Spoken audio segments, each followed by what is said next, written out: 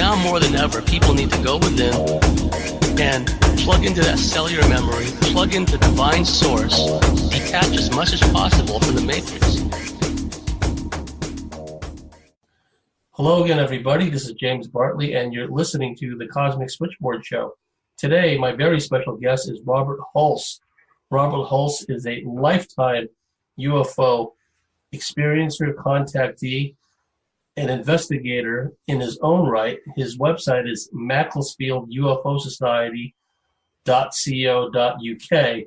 And I've been meaning to get Robert on the show for a long time because Robert has a lifetime of experience. And he's there in a place near Manchester, UK, which is, I feel, it's somewhat of a hotspot of UFO activity. Robert has been involved in a lot of crop circle research. So without any further ado, Robert Hulse, welcome to the Cosmic Switchboard Show. Yeah, thank you, James. It's a great pleasure to be here. Thank you. Well, for the benefit of our listeners, Robert, tell us a bit about yourself and how you came to find yourself involved in all these types of experiences. When did the experiences start for you? Well, the first experience I had was when I was 2 years old. I was in the street.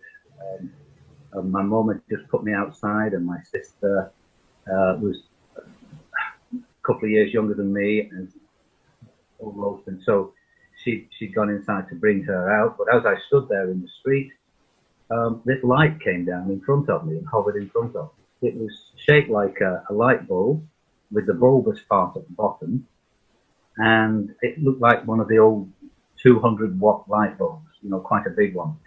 And it hovered maybe 5 feet off the ground, just, I don't know, maybe 6 or 7 feet in front of me.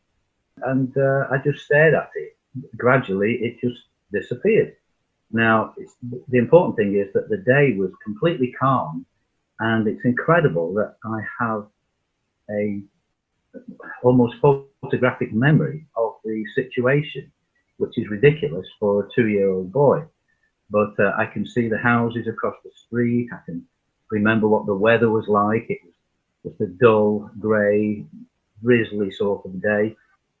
Absolutely no chance of lightning or ball lightning or any of that kind of rubbish that people often use as excuses for some of the weird lights that we see.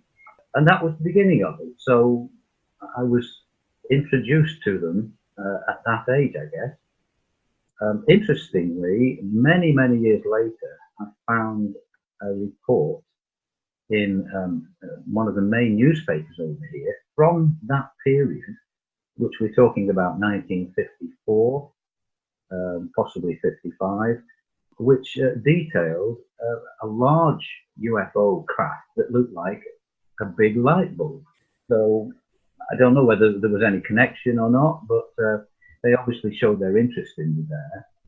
And also, I suppose the first clue that there was something a bit strange about me is a photograph that I have from when I was a little baby, and in the garden down at my grandparents' house, and sat on my cousin's knee, and directly above my head, possibly, I don't know, maybe 10 feet above my head, in a perfect line from the top of my head, there's a ball of light. So I think that's a clue that there's something a little bit different about me anyway. Yeah, that was the first thing. And then when I was, how old, 5? Yeah, 5, had the weirdest experience of being in bed at night, and suddenly this huge bull African elephant appeared in the corner of the bedroom, and it was incredible. Just its head and these massive white tusks swaying from side to side, and I was absolutely petrified. And it was as real can be. It occupied all that bottom corner of my bedroom, and I tried to shout my mum, and nothing would come out of my throat. I was almost paralyzed with fear. But eventually I did manage to shout her, and she came from the next bedroom, and she stood in the doorway. And I thought, Mum, come in, I need you, you know. But she just stood there, and she could see, obviously, that something was really frightening me, and it made her apprehensive, I think. Anyway, I looked at my mum, and I looked at the elephant. And then I looked at my mum, and I looked at the elephant, and it was still there. And I thought, well, if Mum's real, then the elephant's real. And but then gradually it faded away. Now, I know that doesn't sound like anything to do with aliens and UFOs and stuff like that, but I'm convinced it was a visit from a being of some sort. It was so powerful. And in later life, a friend of mine who is one of the most psychic people that I've ever come across, and I've come across a lot of people like that, told me that on one occasion he saw Ganesha standing behind me, the Indian elephant dog. So, you know, I do feel a very strong connection there. So that was when I was 5. Round about the same time, I was playing in the field under a tree, trying to make a bird's nest. You know how young lads try to make bird's nests out of bits of straw and mud and what have you. And I was making a terrible job of it. And then the next thing, these two people came and stood at the side of me, just out of nowhere. Slim, tall people dressed in what looked like one-piece silver suits, you know, like cycling gear, you know, tight-fitting stuff. And they spoke to me. But for the life of me, I've no idea what they said or what happened. All I can remember then is walking back to my house with a bird's nest in my hand that was absolutely perfect. And there's no way on earth that I could have made that bird's nest. So I think that was another visit. Then when I was 7, I went on holiday to a place called Prestatyn in North Wales. It was that with my parents and my sister, who was 21 months younger than me, and still is, of course. And so on this occasion, we were just through the sand dunes onto the beach, and my father said that Mum and Dad were going back to the caravan to make something to eat. And so it was a lovely day, sun shining, beautiful. So I said to Dad that, you know, would it be all right if we just hang on here for a little while before we come back to the caravan? And so they said yes, but you know, my dad was very strict, very Victorian in his attitudes, and so we behaved ourselves. You know, we really did. And so they went back to the caravan, and the next weekend we played, you know, in the sand for a little while, perhaps. And then the next thing we remember, Jane and I, is that we were walking along the single track concrete road that went through the caravan site. There was only one road, and it was much later in the afternoon, obviously, and it was raining, and we were getting wet, and we were very disorientated. We didn't notice the caravan, even though it was right at the side of the track, and we should have noticed it, but we were so disorientated that we just carried on walking down the track. And you know, my sister, she even remembers the clothes that we were wearing at the time. It's a strong memory for her too. And fortunately, we were taken in by a family, very nice family, and then they went and found my parents, and they were absolutely distraught because and a little angry because we'd been missing for 4 hours, and my parents had been tearing all over the place trying to find us. But of course they didn't realise, and nor did we, that we'd been taken. Of course, in later life, with all the experiences I've had, we now know that we were taken. And it's very interesting that only a matter of a couple of months ago, I was talking to a friend who tells me that she also was on holiday as a child in Rhyl at the same time. She was also taken from the beach in Rhyl. Now, Rhyl and Prestatyn, I don't know, 4 miles apart in North Wales. So it's obviously a real hotspot of activity. And I do recall many years ago actually seeing a photograph of a UFO on the hillside directly behind where we were taken from the beach. So other people obviously have had experiences there. So that was that one. Then when I was 9, again, my sister and I were on holiday at Llandudno this time, which is, I don't know, maybe about 7 or 8 miles past Rhyl on the same coast. And suddenly let me explain. Llandudno is a seaside resort with a big headland made of limestone called Great Orme, O-R-M-E. Orme apparently stands for dragon in the Old English. Suddenly, from being in the digs, you know, where we were staying, we call them digs, you know, the bed and breakfast or whatever it was, Jane and I suddenly found ourselves at the bottom of the Great Orme on the other side, away from the town, Llandudno. Now, there's a single road that goes all the way around Great Orme. There's a drop from that road down to the sea of about 100 feet. And there's a small stone wall which goes along the side of the road all the way around the Orme. So there we were, down by the sea, and my sister tells me that we were actually on a small piece of beach on sand, which surprised me because I didn't even think there was sand anywhere there, but she said that was the case. And the tide was coming in, and we were forced to climb up these rocks.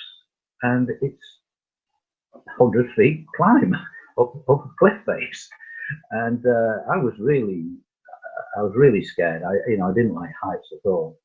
And part way up, I froze. And my little sister gave me the confidence to carry on.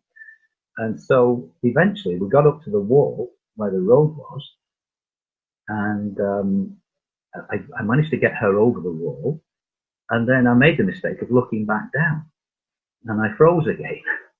And but again, she helped me to get over the wall. So there we were, we just on the road, the tarmac road, and we both walked a few paces along the road, and the next thing we're back in the digs, in the boarding house where we were, earlier on the day. And my parents have got no idea any of that happened, but my sister has perfect memory of all of that. So that's just some of my early experience. I could go on and on, James. Is everything else? Is that okay? I mean, what you've shared thus far, and I definitely want to hear more. It's instructive. Like the part about Ganesh, I thought that really jumped out at me. The Indian, well, some people ascribe Ganesh as like kind of a war deity, or he's venerated, I suppose, for more than one thing. It reminded me of a story that Pam Hamilton told me years ago when she was a little girl. On her wall, suddenly she started seeing dinosaurs, like a movie of them, but it was like real life, and it was like real action footage of real dinosaurs that was being projected on her wall when she was a little girl. So and she was a lifetime abductee too. So when you mentioned that thing about the elephant, I knew immediately it had to do with your experiences. Oh yeah, for sure. After being taken at Prestatyn the first time, when we came home, I suddenly started with terrible nosebleeds. Oh. And yeah, and every time in those days we just had a sink to have a wash in. You know, it was a bit primitive. And every time I put my hands in the water and brought the water up to my face to rinse my face, as soon as I touched my nose, blood would pour out of it into the water. And this lasted for, well, at least 2 weeks anyway. It was, it was so unusual because I'd never had nosebleeds before in my life, and I've never had them since. I'm absolutely certain, in hindsight, that I had an implant in my nose. I mean, I've got quite a few other implants in me as well these days, but I'll perhaps talk about those later, maybe. Yeah, I mean, probably the most prominent one I've got is in my hand, in my left hand, in between the base of my thumb and the wrist. It's about halfway. I was with 2 other people at the time. This would be about 2008. And we were on holiday together, and we were taken, all 3 of us, and all 3 of us had a double puncture mark in the same place on the hand. Actually, the lady had hers in exactly the same as me on the left hand, and the man had his on the right hand, in exactly the same place. And over the years, I've had quite a bit of pain from that particular implant, and it's actually grown a bit of a lump, a bit of a hard lump there, and it's also very noticeably weakened the left thumb as well. Now, I mentioned that in particular because I know several other people who have got the same implant in the hand, and it also weakens their thumb dramatically too. So, but I've never been scanned or, or checked out like that, but I absolutely know what this one is. What I've noticed, and small sample size to be sure, I know others that have had similar experiences to myself, not just of the ET variety, but and I'm not suggesting that you had undergone something like that, but yeah. I know people that have had my lab type experiences, and what they reported to me is some of them have had problems gripping things after a while, like holding on to things. Small items, they lose grasp. Mm-hmm. Yeah. And that's happened to me too. I hate to say it, but it drives me crazy sometimes. I'm holding a paper clip and I drop the thing. Yeah. Well, I don't know whether there's any connection. I don't have any recollections at all of any MyLab experiences, but I guess it's always possible because during most of the abductions, in fact, almost all of them, I have very little memory of what actually takes place, when I'm taken. Only on one major occasion, when I was taken down in Wiltshire, back about 2007, taken from the caravan I was staying in with my research colleague, Dave Caton, who's well known for all the animal mutilation research that he's done over here. Yeah, I was aware that I was taken on that occasion and aware of being returned, so that I was in a room on a ship of some kind above the caravan, and I couldn't see the instrument or machine or whatever it was which was making the effect, but suddenly I heard this buzzing sound, which started very low, but very quickly increased in intensity until it was like having your head inside a nest of angry bees. And what I'm convinced it was doing was actually vibrating every atom of my body, which I think is what enabled them to pass me through the solid material of the roof of the caravan and back into my bed. And even when I was back in the bed, and wide awake, I could still hear the buzzing sound, which was very disquieting, to say the least, because it was so loud and so incongruous, because there we were in the campsite in the middle of the countryside at about, I don't know, 4:30 in the morning, when it should have been as quiet as a mouse. And yet I'm lay there with this tremendous buzzing around me. And in fact, David, in the bed at the across the walkway, was awake, and he couldn't hear a damn thing. Only me, and he was probably, I don't know, 2 or 3 feet away from me. So obviously, whatever energy it was that was creating this effect was directed at me, and it was very specific to me. And of course, I've come across that in other cases since then. You know, I think Betty Andreasen had a similar experience with her family. Another interesting aspect of that was that even though I was really a bit unhappy about the thing, you know, the noise more than anything else, both of us were sound asleep within probably 10 minutes, which is ridiculous because that simply wouldn't happen in an agitated state. But I know from experience, from talking to many abductees, that this is exactly what happens. They are put to sleep, basically, and that's what happened to us. I'm certain we were put to sleep. And the following morning, I slept soundly until about 8 o'clock, and then I went to have a shower. And so I'm standing in the shower in the shower block, and the hot water hits me, and I suddenly noticed that my private parts are a bit tender, and so I looked down, and actually under the foreskin, I was cut.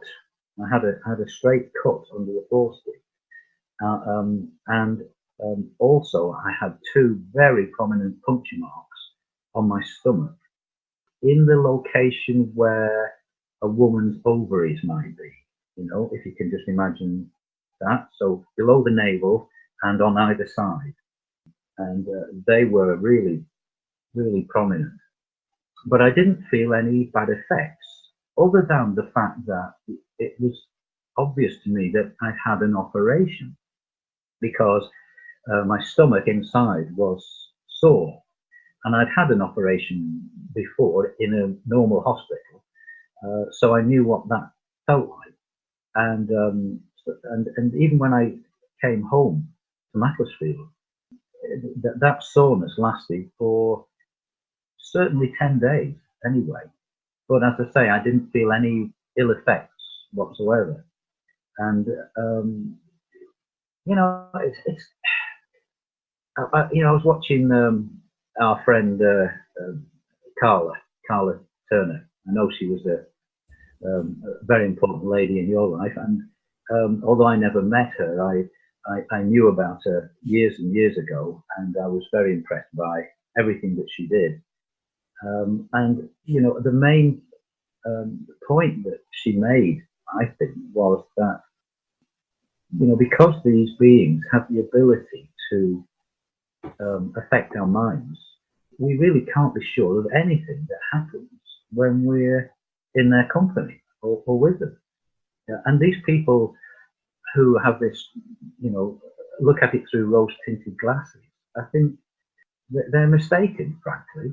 I don't know whether I've had bad experiences on board ship. I know I've been on board ships many times because of all the flipping puncture marks and triangle marks and stuff that I had on my body. I mean, when I counted those up, I thought many years ago, I came to about 25. So I reckon I had that number of experiences, at least. And I think that's another aspect of this, James, that people think that they might have had one experience or 2 or 3 perhaps, But usually, in my experience, if you've been taken at all, then you're likely to have been taken all your life. And it's not going to stop either. It's going to carry on, doesn't matter how old you are, it will continue. And so people like me and yourself, we have to just get used to that idea, I think, and not let it impinge too much on our lives, and try and live as normal a life as we possibly can. And I think that's why I think you do such a great job in bringing this to the public's attention. And I, over the years, have tried my best to make people feel a little less alone with these experiences, just to let them know that, that it's happening to many thousands and thousands of people worldwide, I think. We become like a big family, I think. Carla Turner made a very good point, which you alluded to a moment ago, Robert.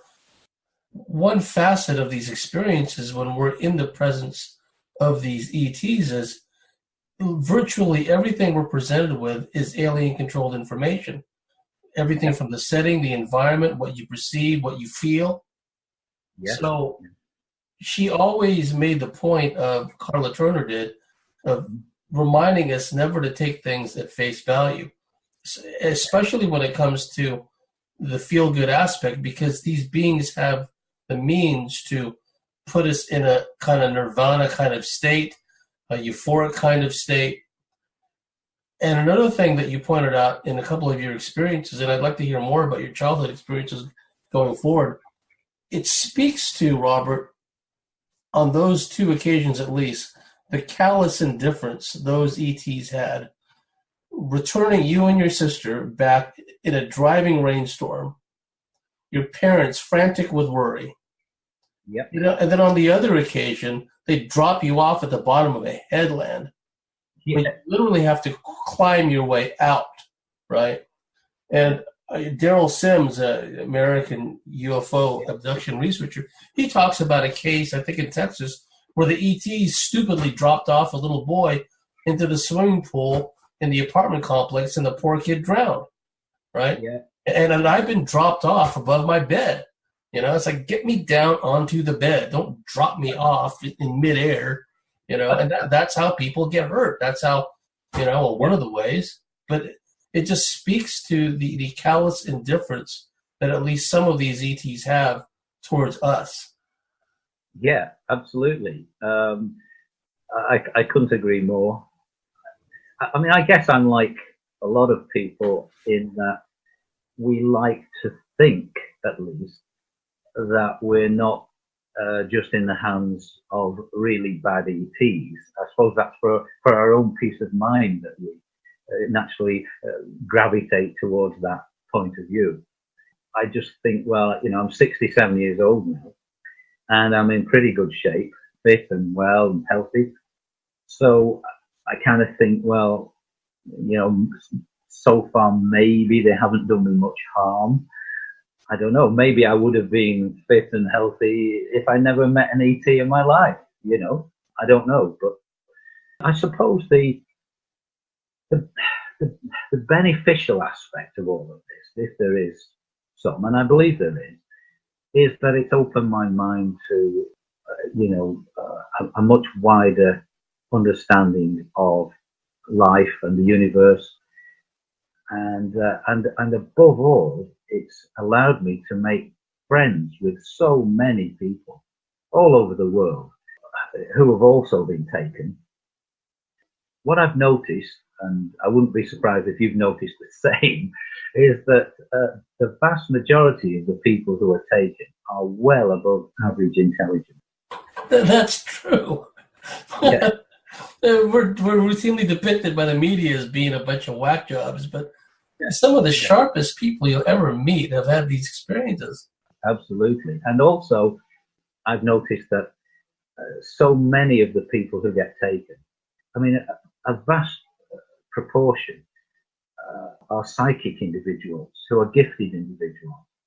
And it also seems to me that after we've had encounters with some of the ETs, at least, those psychic abilities seem to be enhanced. So I think, from that point of view, there is a positive aspect to it. But as I say, fortunately, I don't think I've had any in my lab experience. Yeah, you're not missing anything. No, I'm pretty sure. Yeah. Quick comment, and then definitely like you to continue, Robert, because you really blown me away with a lot of your revelations here. The thing about what happened in the caravan park, and for the benefit of some of my American listeners who may not be familiar with the UK terminology or Australian terminology, when you hear someone refer to a caravan, think RV, recreational vehicle, motorhome. Caravan park, think motorhome park, RV park.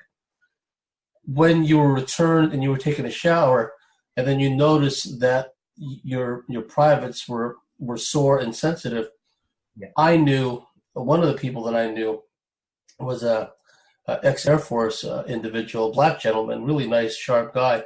When he was returned, around the bottom of the crown of his penis, there had been some kind of cutting that had taken place where they'd done some kind of incisions to him. And I've come across others that have had similar experiences as well. But his story, because he related it in an abductee group support setting, and he did it with a bit of humor, and we all had a good laugh. But Robert, I must say, I feel the reason that you've got such a well-balanced and such a depth of understanding about this is the way you carry yourself. You don't carry yourself as a victim. But like a lot of us, you're very inquisitive, you're very curious, and you really want to get to the bottom line of what's going on. And so I really applaud you in that, because you're able to speak about this in a very forthright manner, which is very encouraging to the people who are just coming to grips with this. Yeah, I think it's so important that more people are bold enough to come forward. It's time. As I say, for so many years, I've been trying to get the message across to people, and told to take more water with it, the whiskey, But I've always persevered because I didn't mind being ridiculed at times, because I knew there would come a day when we would be vindicated, and all the work that we put in will bear fruit.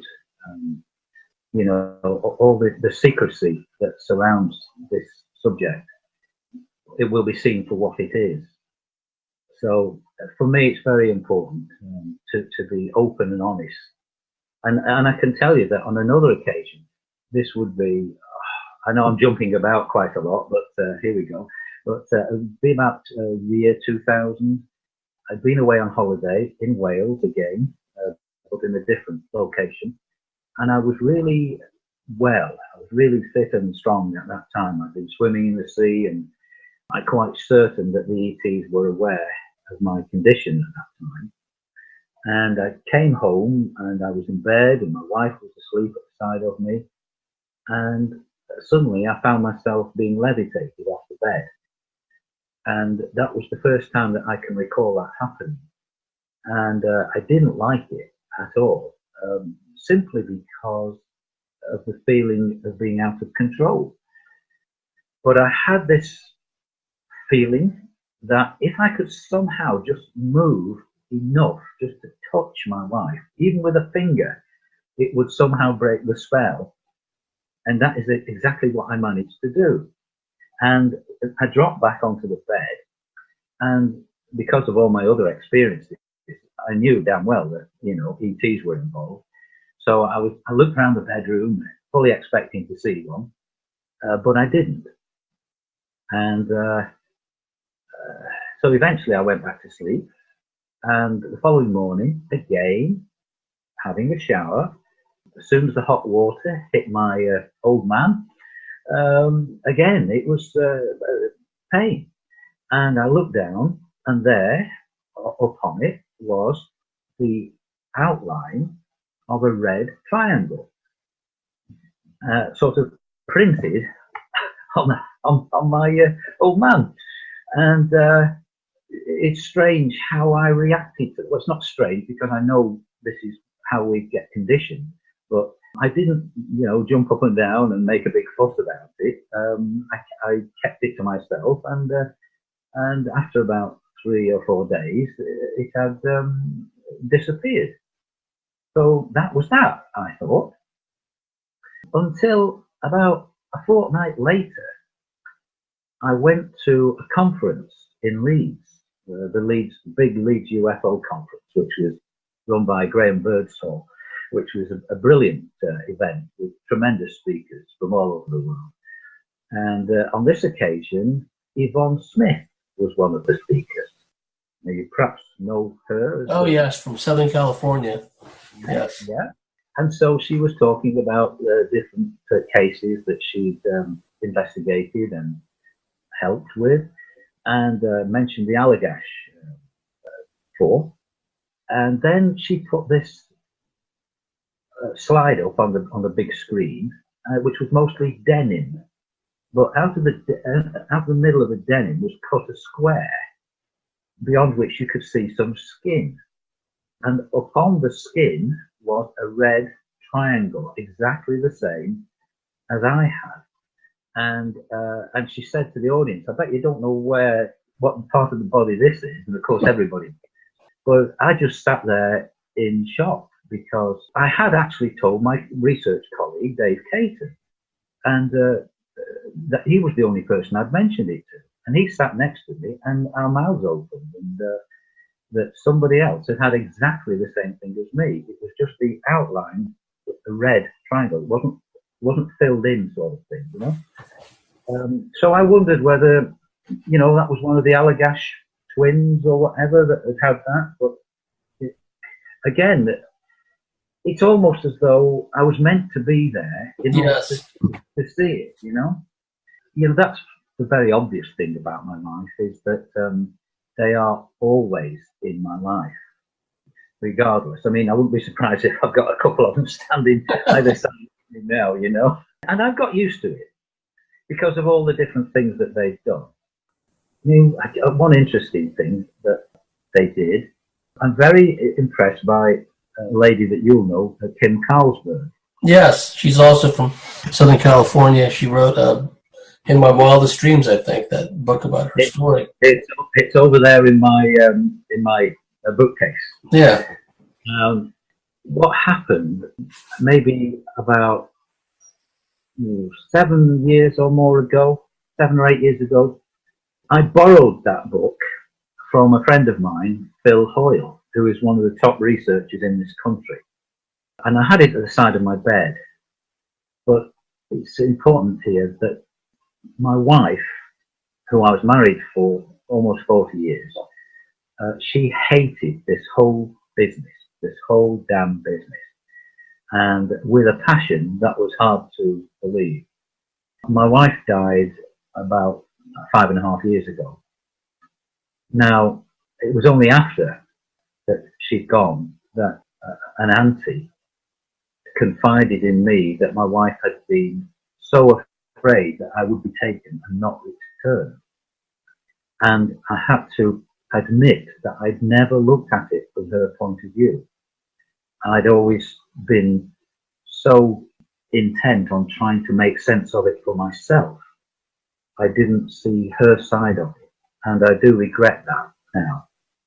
But, life's a learning experience, isn't it? And we're gathering knowledge all the time. But anyway, to get back to the book. So my wife was still alive at this time, and the book was at the side of my bed. And I thought, no, this isn't really fair. She doesn't like this stuff, so I'm going to put it in the bookshelves behind a curtain at the side of my bed, but behind a curtain and out of the way. And so I didn't bother looking for the book for about a month. And when I did, it had gone, it had disappeared. And I thought, oh, crikey, perhaps my wife had found the book, and or my daughter even, because they both hated this whole business, which made it so difficult within the family, which often happens, You'll know, I'm sure. And I thought maybe she's found it and she's put it in the dustbin and got rid of it.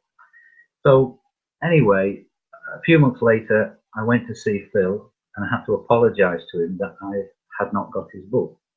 And I would have to get him another one, which was something, because I didn't realize just how expensive they are to buy these days. But anyway, he said, that's okay, don't worry about it, we'll sort something out. So anyway, my wife then became ill and she got cancer, and after about 12 months on from that time, when the book disappeared, my wife actually died. And so about a week or two after she had died, I went out on my bicycle to just get some fresh air. And on the way back, I called at my parents' house. And it had been a ritual for me to go to my parents' house every Friday for many years to have my Friday midday meal. And so I had been there on the Friday, and this was now Saturday. It was only a small bungalow. So I went in on the Saturday, called on my mum. I walked into the room, into the living room, and I just casually glanced around, and there, on a very tiny bookshelf behind my dad's armchair in the living room, was the copy of Beyond My Wildest Dreams by Tim Carlsberg, sticking out like a sore thumb. As you know, it's got it's a wider book than it is tall. It's different to most shapes of books, so it sticks out on the bookshelf. Interesting artwork on the cover too, if memory serves. Absolutely. I mean, it's a half human, half alien face. Yes. So, and it's in colour. So there's no way you would miss it. I mean, and I was there the day before, and my dad told me that he'd actually tidied that bookshelf during that week, and there was only about 10 books on the shelf. So, so what I'm trying to say is that the ETs obviously took the book at that time because they were perfectly aware that my wife was going to become ill and that it was important for me to give her my full attention. But as soon as my wife had gone, bang, it's back. And now you've got to get down to business again. Okay? Now, there's more to that story, which is really weird.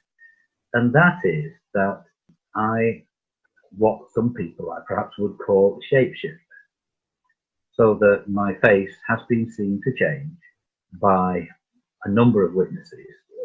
I don't know, maybe at least 8 or 9 times, I suppose. And on a couple of occasions with 3 witnesses. And at first, that's something which I just didn't believe because I wasn't aware of it happening.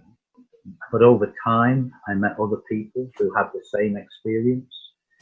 I realized that this is a reality, that my face does change. Just going back to the book again, I really, really love that book, Beyond My Wildest Dreams, because there are quite a number of things in the book which are so familiar to me, having had the same experiences.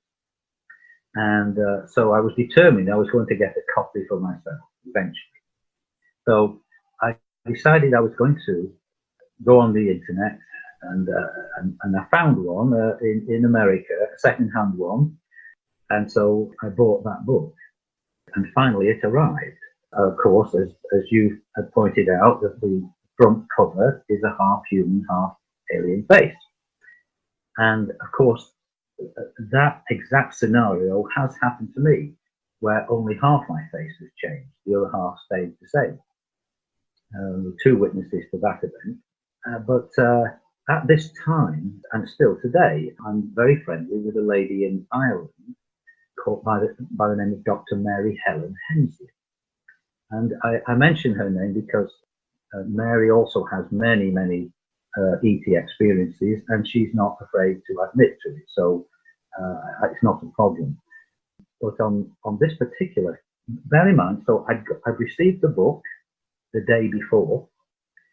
And then Mary sent me a message to say that she was getting ready to go out and putting her makeup on in the mirror when her face suddenly changed, half of her face to an ET, the other half stayed human. Wow. So she took a photograph of it, right, with her mobile phone. And she messaged me to tell me about this. And she was just about to send me the photograph when the photograph on the phone changed back to a normal human face. And that was the day after I received Kim Carlsberg's book. Do you understand? I'm trying to get people to know that these beings, whoever they are constantly working within our lives. Yes. To teach us things, educate us, and open our minds to other possibilities. Well, one time I went into a used, it wasn't just a used bookstore, although they had a lot of books there. They had like used everything there pretty much. And of course I gravitated towards the book section, and I came across The Watchers, Raymond Fowler, Betty Andreas, an absolute classic book, absolutely classic series of books. I'd already read it. In fact, I've already had a hard copy of it at home. So I just set it aside, right? And then Kylie comes along, my wife, and she goes, "Oh, this looks interesting. Let's get it." Well, the hard copy I had was at a friend's place, where a lot of my books are, right? So I thought, well, yeah, rather than go back there to get that copy, I'll just pay $1 or $2 here, and she can have this copy, right? Yeah. So I found a few other books to my liking, and then we're standing in line waiting to purchase these books, and then I'm holding this bundle of books in my hands, and then a piece of paper falls out of the Watcher's paperback book. I bend down, I pick it up, and my name is written on the paper, James Bartley, and then it had my old website, which I haven't used and it's probably disappeared off the internet eons ago. And I go, this is an interesting synchronicity. And even the page number had significance, right? That it fell out of. So we pointed this out to the person, at the cashier, right? Yeah. They must have thought we were babbling idiots or something, because it was such a strange synchronicity. And that was a book that I had really no intention of buying. Had I been there alone, I would have just left it on the shelf. Yeah. But Kylie said, "Oh, get this book," right? There you go. It's just one of those. And another quick story, some of my listeners have probably heard me tell the story before, but it involved a disappearing bottle opener, which is in the shape of a totem pole. And I was going through a spate of experiences at a time, and I didn't realize at that time that I was an abductee. But long story short, I misplaced this bottle opener, right? I needed it to open a beer. Yeah. And I got so obsessive about finding this thing that I literally began moving furniture out of my bedroom to find this thing, right? Yeah. And after a while, I gave up. I mean, literally, I was moving the bed, the mattress, cabinets. And then I gave up out of frustration, went to the kitchen, and I grabbed a can opener that's got the bottle opener hook at the end, right? Yeah. I come back to the bedroom, and there, sitting on the desk, in the center of a bare desk, is the bottle opener, right? So those kinds of anomalous things, they happen to people like us. And yeah. I think gradually, incrementally over time, it's just a way of saying, look, your conception of reality isn't all it's cracked up to be. There's a lot more to it than you can even imagine. Absolutely. Well, that just reminds me of a time, frankly, when would this be? I'm guessing about 2005, something like that. I woke up one morning and my eyesight had been changed so that it was not impaired in any way. But everything I looked at had a black diamond-shaped mesh upon it. So the walls, the ceiling, even the porcelain of the toilet had a black diamond-shaped mesh upon it. This lasted for about 2 weeks. Crikey. Oh, yeah. And, you know, you've perhaps seen windows that have had like diamond leaded lights, lead in the window, maybe. Yes. Yeah. Well, that's what it looked like. And they were just as if you've got a thick black felt tip pen and drawn diamonds on everything that joined up into a mesh. And so it was pretty obvious that I was being shown that the nature of reality is not what we believe it to be. If somebody said it was a hologram, I would be quite happy to believe that after seeing what I saw. Now, throughout my life, I had a very favourite uncle who I confided in with all this stuff. So I told him about my eyesight changing. And I was really quite disappointed in that he didn't seem to take it on board. And I was really quite upset by that fact, because being believed is so important to people like us, isn't it? You know, especially if you haven't got many friends, you know, who you can confide in. Anyway, so this lasted for about 2 weeks, and it didn't fade at all. And then I woke up one morning and it had gone, and it was just back to normal. So I went down then to my uncle's house a day later, maybe, and he was in a right state. And he said, Robert, I've got to make an appointment at the doctor's. Everything I look at's got a diamond-shaped mesh on it. And I said, Uncle, I told you this is what they did to me, and you didn't believe me. So they've done it to you. Yeah. In order so that you realize that I was telling the truth, and that, you know, so in this respect, I do have these experiences where they do help me to prove my case, if you like. And I said, don't worry. I said, give it a fortnight. It'll be gone and you'll be fine. And he did, and it was. So, yes, there's even an element of humor in some of these experiences. Oh, if one chooses to see it in a humorous light, you know, these particular instances. Well, we've reached the end of a fascinating first segment with Robert Hulse. Robert, do you want to give your website address again? Well, it's just Macclesfield UFO Society. Put it in Google and you'll find it. And we'll have a link to Robert's website. We've still got another segment to go. This is James Bartley. If you like what we do, if you believe in what we do, please go to the cosmicswitchboard.com, sign up and become a member, and we'll see you at the top of the next segment.